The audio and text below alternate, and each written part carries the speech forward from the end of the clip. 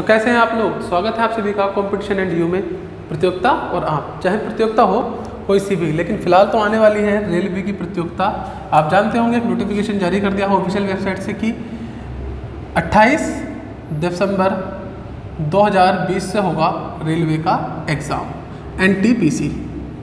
ये exam March तक चलेगा। सारी जानकारी आप लोगों को पहले ही मिल गई होगी, बहुत सारे माध्यम आजकल आपके पास होंगे। चलिए हम लोग अब करते हैं इस समय मैथ। मैं आपको बता देता हूँ मैथ की इससे पहले हमारी 9 क्लासेस आ चुकी हैं और उन 9 क्लासेस में हमने सिर्फ और सिर्फ परसेंटेज को कवर किया है, वो भी HD यादव का परसेंटेज। और अब हम शुरू करने जा रहे हैं इसका चैप्टर नंबर 2 जो कि है आपका P&L, profit and loss. Clear है? Profit and loss. ये प्रॉफिट एंड लॉस की अगर हम बात करते हैं तो लाभ और हानि, ये आज हम करेंगे लाभ और हानि। चलिए तो लाभ और हानि को देखते हैं। हम करेंगे HD यादव का प्रॉफिट एंड लॉस। चलिए शुरू कर लेते हैं पहला क्वेश्चन।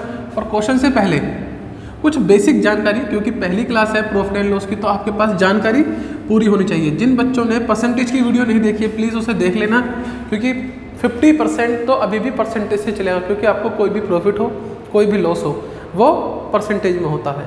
तो उस चैप्टर को देखना ना भूलें। परसेंटेज चैप्टर अगर आपका अच्छा हो जाता है तो आप 50% मैथ समझ लो हो गया। ये परसेंटेज की ताकत है किसी भी वनडे एग्ज़ाम के लिए।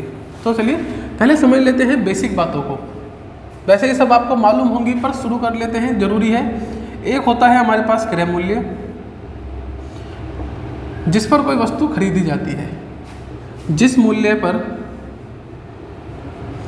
कोई वस्तु खरीदी जाती है देखिए ये सब आपको मालूम होगा क्योंकि एकदम ही बेसिक सा है, पर ज़रूरी ये है कि इसे करना होता है। अगर ये बेसिक समझ गए तो बहुत सारी पकड़ बन जाएगी। जिस पर कोई चीज़ खरीदी। नंबर 2 विक्रय मूल्य। चलिए पूरा नहीं लिख के केवल बातचीत कर लेंगे। जिसे लिखना होगा किसी को फेयर करना हो तो वो कर लेगा। विक्रय मूल्य, जिस मूल्य पर कोई वस्तु बेच दी जाती है। अब इसके बाद आते हैं टर्म्स आपके कुछ।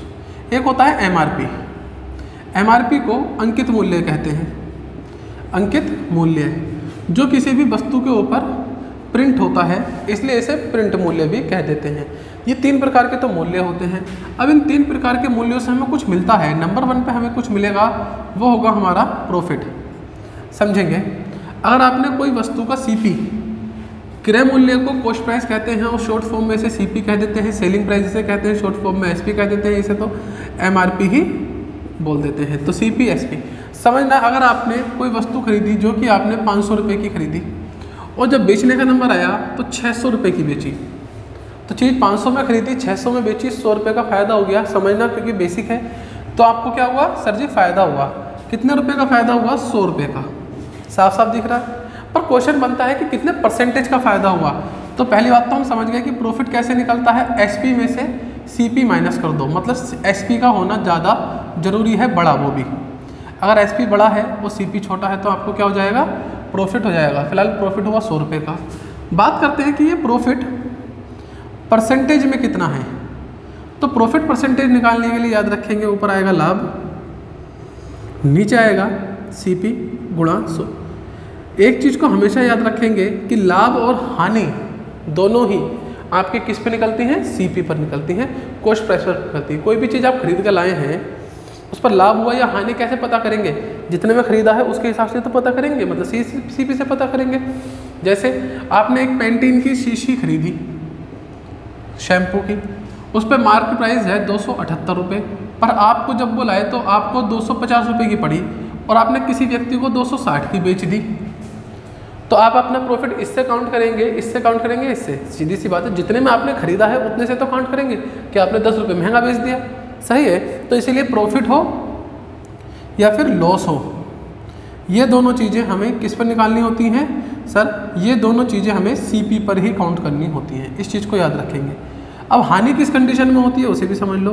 जो आपको लॉस होता है वो होता है अगर CP ज़्यादा हो और SP छोटा हो, मतलब खरीदी ज़्यादा में बेची सस्ते में तो लॉस हो जाएगा। यही कुछ टर्म्स ऑफ कंडीशन है। इन्हीं को मिलाकर कुछ सवाल बनते हैं। आइए उन सवालों की तरफ चलते हैं। क्योंकि ये बेसिक तो बच्चों को आ जाता है, कोई दिक्कत नहीं है। आइए बात करते हैं।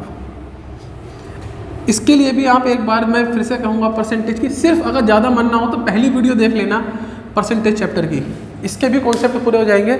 और शुरू कर लेते हैं अपने कुछ क्वेश्चंस।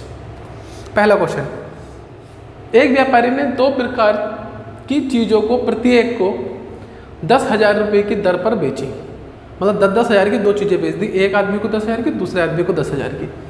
उनमें से एक पर 20% की हानि हुई और दूसरी पर 20% का लाभ हुआ। तो बताइए उसे पूरे सौदे में कितने प्रतिशत का लाभ या हानि हुई। मैं आपको इसकी शॉर्ट ट्रिक भी सिखाता हूँ और लॉन्ग भी सिखाऊंगा। और देखिए जो लॉन्ग ट्रिक है, जिसे लॉन्ग कह रहा हूँ, वो लॉन्ग नहीं, वो होता है कॉन्सेप्ट ज़्यादा बेहतर होगा। और शॉर्ट ट्रिक की क्या बुराई होती है वो भी दिखाऊंगा, क्योंकि शॉर्ट ट्रिक तो हम यूँ चुटकियों में कर देते हैं, लेकिन वो फंसा देती है हमें, कहीं भी छोड़ के भाग जाती है, बहुत बेवफा है, बीच में ही रास्ता छोड़ देगी। देखो जो शॉर्ट ट्रिक हमें सिखाई जाती है वो है a + b + ab/100 कि ये फॉर्मूला लगा लो और काम बन जाएगा।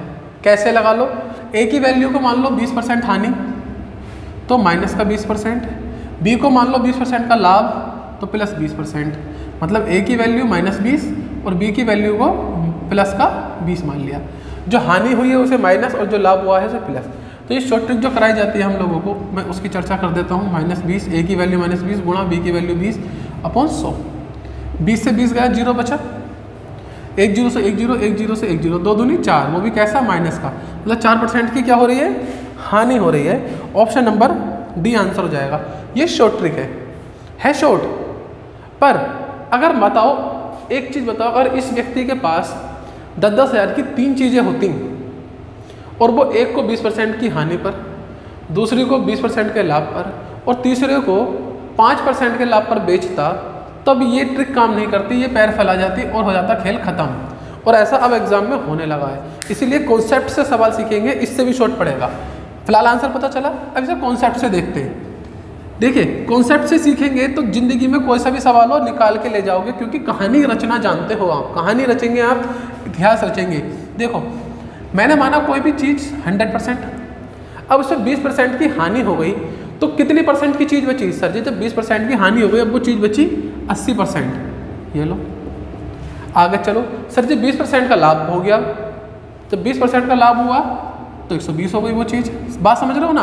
कोई भी चीज़ 100% होती है, लॉस हुआ तो 100 में से कम कर दो, फ़ायदा हुआ तो 100 में जोड़ दो, सीधी सी बात है। अब मान लो इसमें जो मैंने तीसरा स्टेप ऐड करा था वो भी होता कि 5% का फ़ायदा हुआ तीसरी चीज़ पर, तो उसे ऐसा कर दो।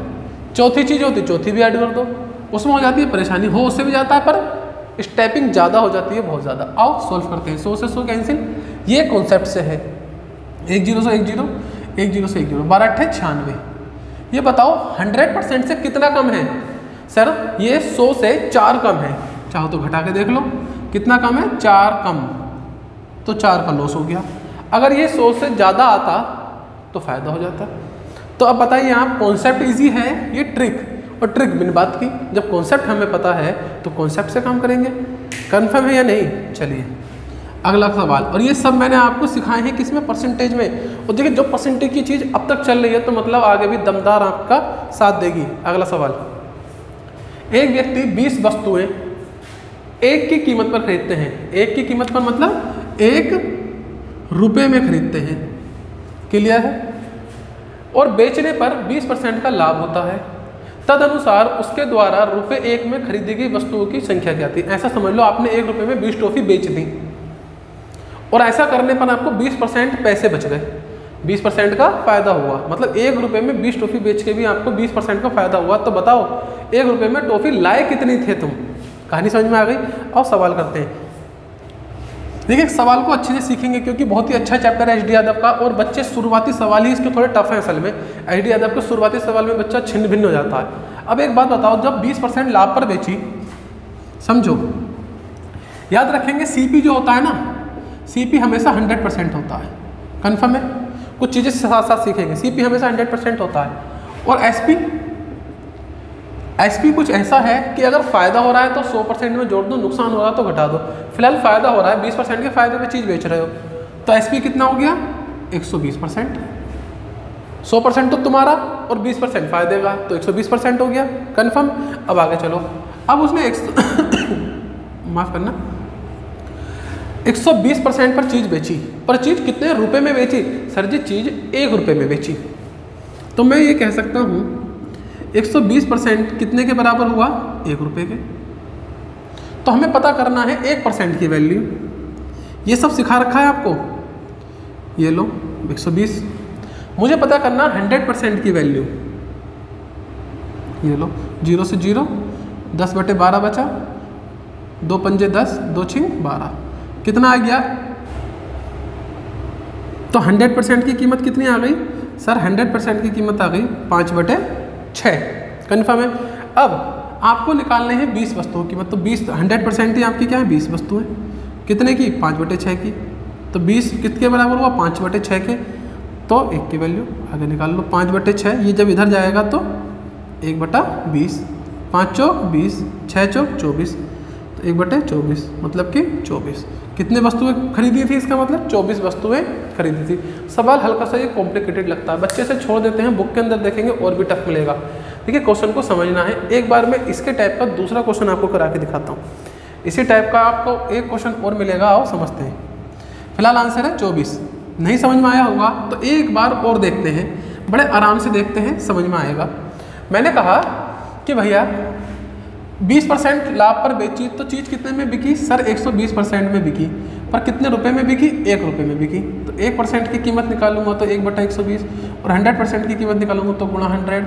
कितना बना था? 10/12, 0 से 0 कटने के बाद, और ये बन गया 5/6। ये किसकी कीमत आ गई? ये किसकी वस्तुओं के बराबर आ गया? ये 20 वस्तुओं के बराबर आ गया। तो 20 कितने के बराबर? 5/6, क्योंकि 20 ही आपका 100% है और आपने 100% की कीमत निकाल ली है। अब आगे चलो तो 20 इधर जाएगा, क्या बन जाएगा?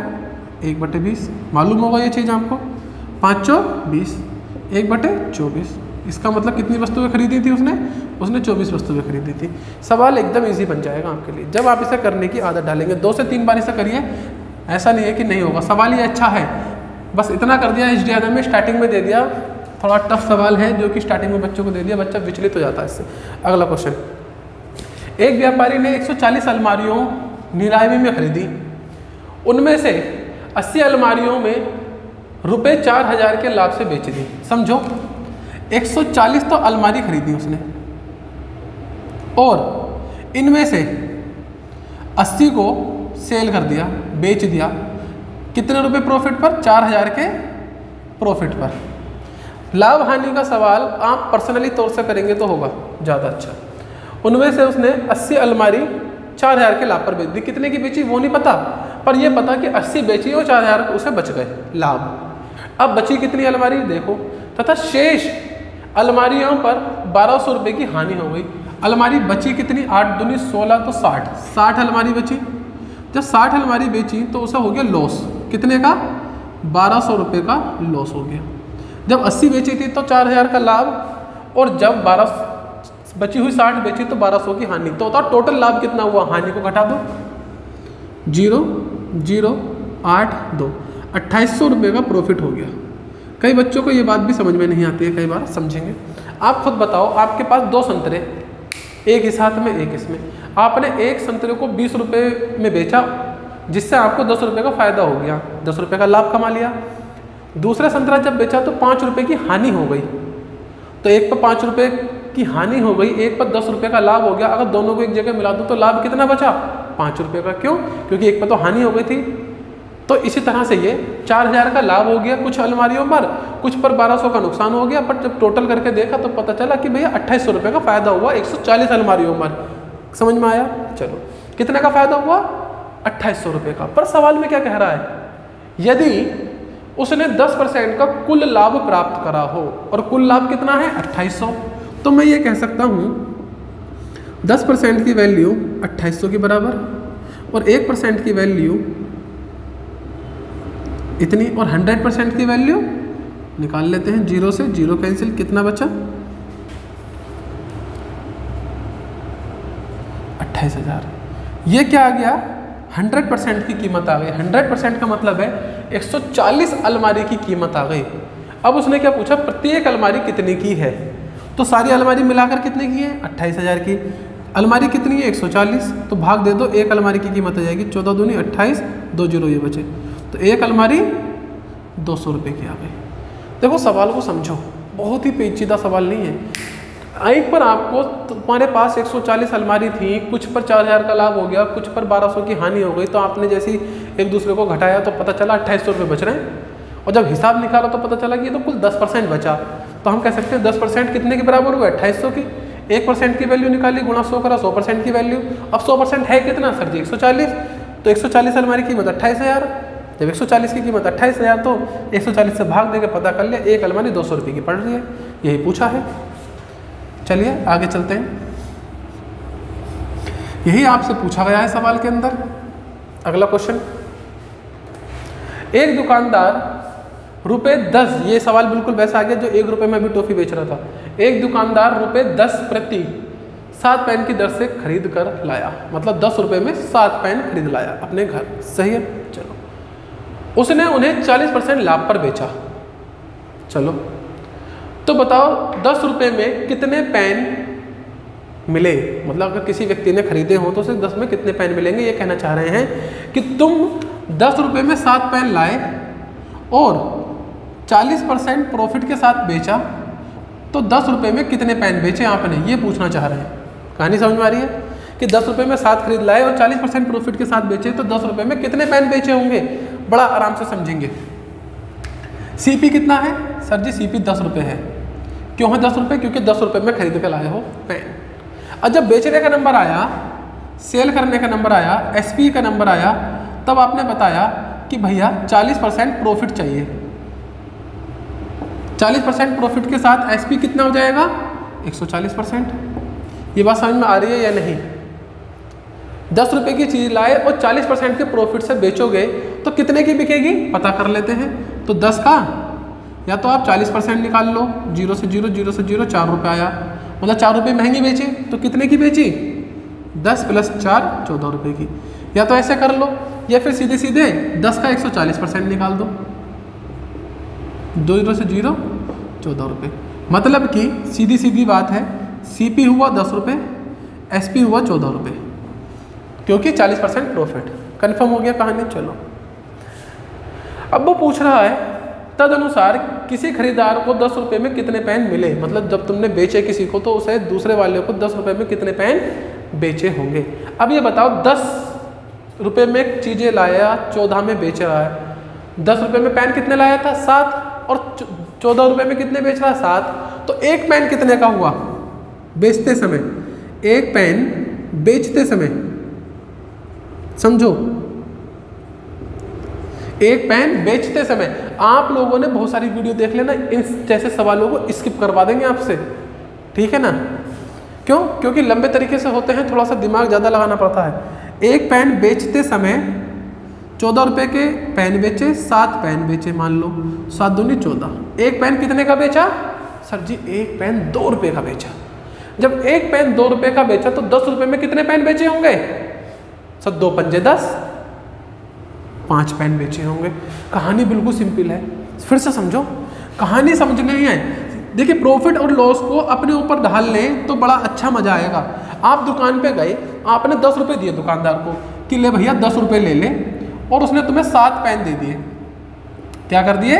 7 पेन दे दिए 10 रुपये में।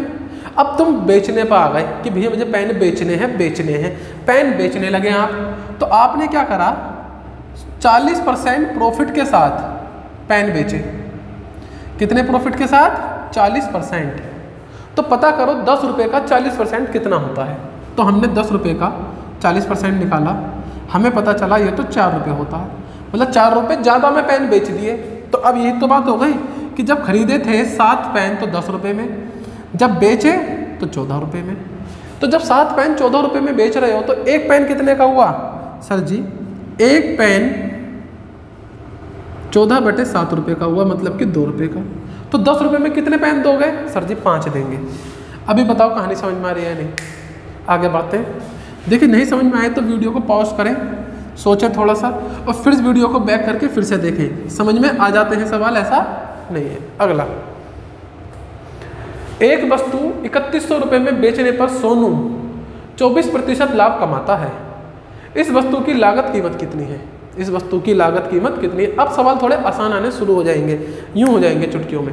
आओ, एक वस्तु को बेचने में 3100 रुपये, सॉरी एक वस्तु 3100 रुपये में बेचने पर सोनू को 24% का लाभ हुआ, तो वो वस्तु कितने % की हो गई सर? वो वस्तु 124% की हो गई, क्योंकि जब खरीदी होगी तो 100% की होगी, 24% का उसे लाभ हो गया, तो दोनों मिलकर कितना हो गया? 124%।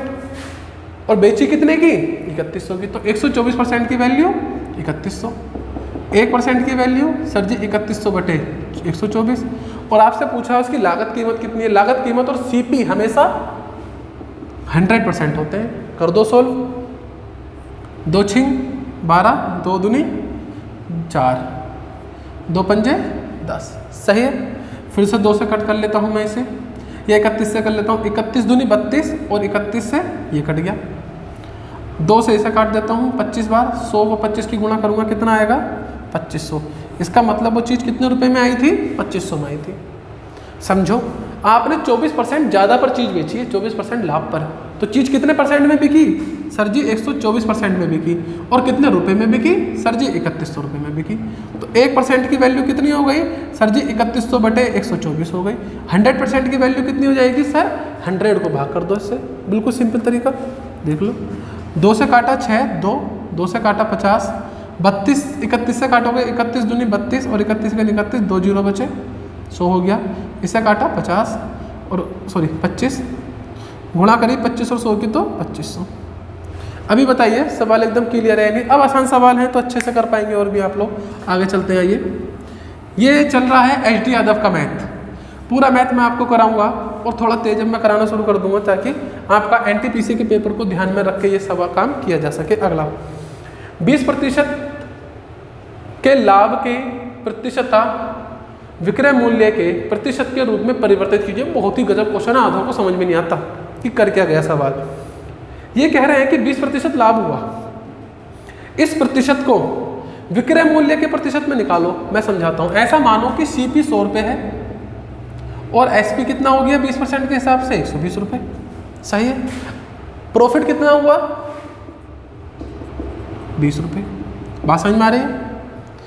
तो ये कह रहा है कि जो 20% का प्रॉफिट है इसे विक्रय मूल्य पर पता करके बताओ। वैसे प्रॉफिट किस पर निकलता है? सीपी पर। ये कह रहा है विक्रय मूल्य पर पता करके बताओ, तो कर लेते हैं। विक्रय मूल्य पर आपको पता करना है 20 रुपये के प्रॉफिट को विक्रय मूल्य पर, तो पता कर लो। 120% की वैल्यू कितना मान लोगे? 20। 1% की वैल्यू 20 बटे 120 और 100% की वैल्यू निकाल लो। 0 0, 2 छिंग 12, 2 तिया 6 और ऊपर बचा 50। 50 बटे 3 का मतलब है 16 सही 2 बटे 3। कहानी समझ में आ रही है? बड़ा तेज कर गया सर, पता नहीं चला। देखो समझो, प्रॉफिट हम किस पे निकालते हैं सर? प्रॉफिट हमेशा काउंट होता है सीपी पर, सही है। जब प्रॉफिट सीपी पर काउंट होता है तो ये तो सीपी पर बता रखा है, पर ये कह रहा है कि इसी प्रॉफिट को, देखो प्रॉफिट ऐसे निकलता है लाभ बटे सीपी गुणा 100। बस ये कह रहा है सीपी की जगह एसपी रख दो और बताओ कितना आएगा। तो मैंने रख दिया। लाभ कितना? 20, एसपी कितना? 120 गुणा 100, ऐसे समझ लो। 6, 2 तिया 50, 50 बटे 3, इसे क्या लिख सकता हूँ? 16 सही 2 बटे 3, ऐसे समझ लो। बहुत आसान है। अगले पे चलते हैं। बहुत ही आसान तरीके से आप लोग समझ रहे हैं इसे इस समय, मज़ेदार तरीके से। आइए अगला क्वेश्चन करते हैं। चलिए देखते हैं अगला क्वेश्चन। लिखा है एक व्यक्ति ने 50 पेन 50 रुपये प्रति पेन की दर से खरीदे, तो सीपी कितना हो गया? 50 पेन खरीदे और एक पेन 50 रुपये का खरीदा, तो 2500 रुपये के पेन खरीद लिए उसने, अगले ने। चलो खरीदे। अनंतर उसने 40 पेन 5% हानि से बेच दिए। तो पता करो 40 पेन कितने के होते हैं? 40 पेन का मूल्य कितना होगा? 40 पेन का मूल्य कितना है ये पता करो पहले तो भैया एक पेन 50 का था, तो 40 पेनों का मूल्य निकालूंगा तो कितना आ गया? 2000 रुपये आ गया, सही है। उसने इसे कितने पर बेचा? 5% हानि पर। जब 5% हानि पर बेचा तो इसका मतलब 95% पर बेचा। 100% होती है हर चीज़, 5% हानि हो गई तो बचा कितना? 95% पर बेचा। 0 से 0, 0 से 0, कन्फर्म। क्या बचा? 20 गुणा 95, गुणा कर लेता हूँ। 2 पंजे 10 का 0 हासिल 1, 2 × 18 और 1 19 और 1 0। इसका मतलब उसने अपनी जो चीज़ बेची वो 1900 रुपये में बेची थी, 2000 का आइटम 1900 में बेच दिया। आगे देखो, अब वह अगर 10% कुल लाभ का आकांक्षी हो तो उसे शेष पेन कितने प्रतिशत पर बेचने होंगे। कहने का मतलब है कि पूरी डीलिंग पर उसे 10% का लाभ होना चाहिए, पर पूरी डीलिंग होगी कितने रुपए वाली, 2500। तो पहले पता करो उसे लाभ चाहिए कितना। उसे लाभ चाहिए 10%, मतलब कि उसे 250 रुपये लाभ में चाहिए, लेकिन फिलहाल उसे 100 रुपये की तो हानि हो गई है। क्यों? क्योंकि 2000 की चीज़ 1900 में बेच दी। या फिर ऐसे निकाल लो, 2000 का 5% निकाल लो, सीधे सीधे दिख जाएगा। 2000 रुपये का पेन 5% की हानि पर बेचा, 5 दूनी 100, तो 100 रुपये की हानि हो गई। अब ये हानि भी पूरी करनी है, 250 रुपये ज़्यादा भी कमाने हैं, तो टोटल कितने ज़्यादा कमाने हैं सर जी, ये 100 रुपये प्लस ये 250 रुपये जो उसे चाहिए, तो उसे 350 रुपये ज़्यादा कमाने हैं। अब पेन कितने बचे सर जी, 40 तो बेच दिए, 50 पेन थे, 10 पेन बचे, तो 10 पेन बचे। कितने बचे? 10 पेन बचे। समझना, इन सवालों को बार बार मैं बता रहा हूँ, स्किप करवा दिया जाता है, कोई नहीं कराता, क्योंकि थोड़े से लेंथी हो जाते हैं और वीडियो को बच्चे डिसलाइक कर देते हैं, चले जाते हैं। बट आई डोंट केयर, अगर मैं करा रहा हूँ तो जो अच्छा सवाल है वो कराया जाएगा ही जाएगा, हर सूरत में कराया जाएगा, समझते रहना। 10 पेन बचे, 10 पेनों का मूल्य कितना, एक पेन का मूल्य है 50 रुपये, तो 10 पेनों का मूल्य 500 रुपये आ गया। अब उसे 500 रुपये पे कितने रुपए कमाने हैं, 350, मतलब 500 रुपये का आइटम को 850 का बेचना है। पर ये पता करना कितने % कमाने होंगे। तो कैसे, तो मैंने मान लिया कि 500 का x% 350 है, कन्फर्म है। सॉल्व कर लो, 0 से 0, 5 7 35 0, तो इसका मतलब 70% लाभ पर बेचने होंगे। जो 10 पेन बचे उन पर कितने % का लाभ चाहिए होगा, 70% का लाभ चाहिए होगा, तब जाकर उसे पूरा लाभ होगा। तो ये दमदार क्वेश्चन था एक। ये क्वेश्चन जब एग्जाम में आते हैं तो छोड़े जाते हैं, अभी बता देते हैं, जब एग्जाम में आते हैं तो छोड़े जाते हैं। क्यों? क्योंकि होते नहीं हैं। और होते क्यों नहीं है, सिखाए नहीं जाते हैं। सिखाए क्यों नहीं जाते हैं, समझेंगे किसी में। किसी वस्तु को 78 रुपये में बेचने से 4% का लाभ होता है। अब बताओ, जब वस्तु को 78 रुपये में बेचने से लाभ हुआ कितने का, 4 का, तो वस्तु कितने में बिकी सर जी, 104% में बिकी। और कितने रुपए में बिकी, 78 रुपये में। तो 104 की वैल्यू 78, 1% की वैल्यू निकाल लो तुरंत से पहले, और 100% की वैल्यू निकाल लो, तो 100 से गुणा कर दो। 2 पंजे 10, 2 दूनी 4, 2 पंजे 10 0, 2 दूनी 4, 2 छिंग 12, 25। चलिए और कुछ कट सकता है क्या ये, 26 दिया 78, 25 दिया 75। इसका मतलब वो चीज़ 75 रुपये की थी, ये क्या आ गया निकल गया, CP, क्योंकि CP 100% होता है। चीज़ 75 की थी, 78 में बेची तो 4% का फायदा हो गया। अब चीज़ कितने की, 75 की। वो पूछ रहा वही चीज़ 60 रुपये में बेचोगे तो क्या होगा, क्योंकि CP कितना है 75, बेचना कितने में चाह रहे हो 60 में, तो क्या हो जाएगा, लॉस हो जाएगा। कितने रुपए का सर जी, 15 का। अब पूछ रहा कितने प्रतिशत का लॉस होगा, ये तो 15 रुपये का लॉस हुआ। हम निकालना जानते हैं, 15/75 गुणा 100, 15 दूनी 30, 15 तिया 45, 15 चौका 60, 15 पंजे 75। 5 से कट करूँगा तो क्या जाएगा, 20%, अर्थात 20% की हानि होगी। क्वेश्चन समझ में आया? देखिए इजी है, वीडियो को पॉज करेंगे, समझेंगे, और नहीं समझ में आएगा तो फिर से एक बार देखेंगे। कॉन्सेप्ट इसी को सीखेंगे तो अच्छा होगा। सब टीचर अपने अपने कॉन्सेप्ट को अच्छा ही बताते हैं वैसे तो, है ना। तो देखा आपने, हमने कुछ सवाल करे। आज की पहली वीडियो है, इसमें थोड़े सवाल हम कम कर रहे हैं, अगली वीडियो में हम थोड़े सवालों की गिनती को ज़्यादा रखेंगे। और ये शुरू के जो सवाल हैं HD यादव के स्पेशली मैं आपसे बताऊँगा, थोड़े से अटपटे हैं, कैलकुलेशन ज़्यादा है। शुरू के जो शायद 50 से 60 सवाल हैं, उसके बाद जब सवाल शुरू होगा तो वो एक एक टाइप का शुरू होगा, है ना, एक एक टाइप के, तो बच्चों को वो आसान लगते हैं और बच्चे यार सवाल छोड़ देता है। मैं कंफर्म बता रहा हूँ, आप कभी करके देखना, आपके पास HD यादव हो तो बच्चा इन्हें छोड़ देता है, स्किप कर देता है, और उससे सवाल होते ही नहीं है ये वाले, करके देखना। चलिए मिलते हैं आपसे अगली वीडियो में, तब तक के लिए बाय बाय, आपका दिन शुभ हो।